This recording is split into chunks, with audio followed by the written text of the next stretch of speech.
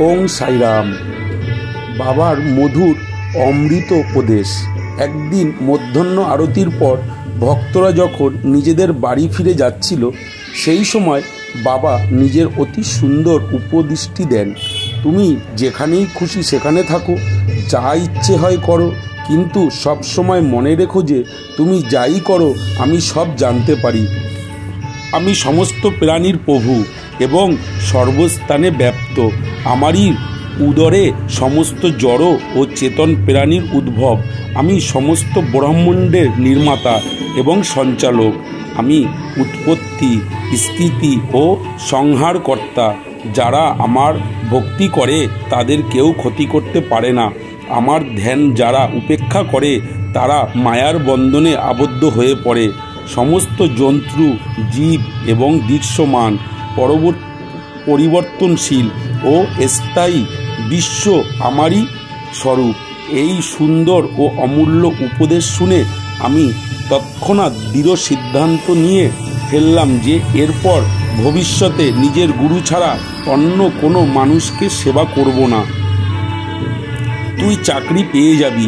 বাবার এই কথাটা আমার মাথায় ঘুরপাক খাচ্ছিল। আমার মনে হতো সত্যি সত্যি কি এমনটি হবে, কিন্তু ভবিষ্যতে ঘটনাগুলি প্রমাণ করল যে বাবার কথা ধ্রুব সত্য। আমি কিছুদিনের জন্য আরেকটা চাকরি পাই। তারপর স্বচ্ছন্দে একাগ্র চিত্রে শেষ জীবন অবধি বাবার সেবা করি। এই অধ্যায় শেষে করার আগে আমি পাঠকদের কাছে বিনম্র নিবেদন করছি যে তারা সমস্ত বাধা, যেমন আলস্য, নিদ্রা, মনের চাঞ্চল্য ও ইন্দ্রিয় আসক্তি দূর করে নিজেদের মন বাবার লীলাগুলির দিকে দিন।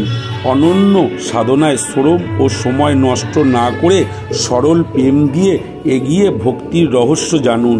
ওদের শুধু একটাই সহজ উপায় অবলম্বন করা উচিত, এবং সেটা হলো শ্রী সাই লীলা শ্রবণ।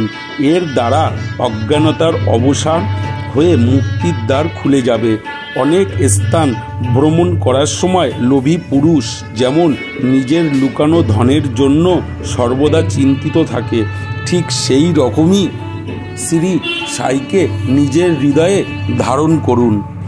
যে নিত্য নিরন্তর আমার নাম স্মরণ ও পুজো করে, আমার লীলাগুলি প্রেমপূর্বক মনন করে, এই ধরনের ভক্তদের মধ্যে সাংসারিক বাসনা ও অজ্ঞানরূপী প্রবৃত্তিগুলি কি করে থাকতে পারে?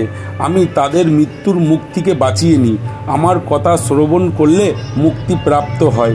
সুতরাং আমার কথাগুলি শ্রদ্ধাপূর্বক শোনো ও মনন করো। সুখ ও শান্তি প্রাপ্তির জন্য এটাই এক সরল পথ। এর দ্বারা শ্রোতাদের মনে শান্তি আসবে, এবং যখন ধ্যান, প্রগাঢ় ও বিশ্বাস দৃঢ় হয়ে যাবে, তখন অখণ্ড চৈতন্য ধ্যানের সাথে অভিন্নতা প্রাপ্ত হবে। কেবল সাই সাই উচ্চারণের দ্বারাই তাদের সমস্ত পাপ নষ্ট হয়ে যাবে।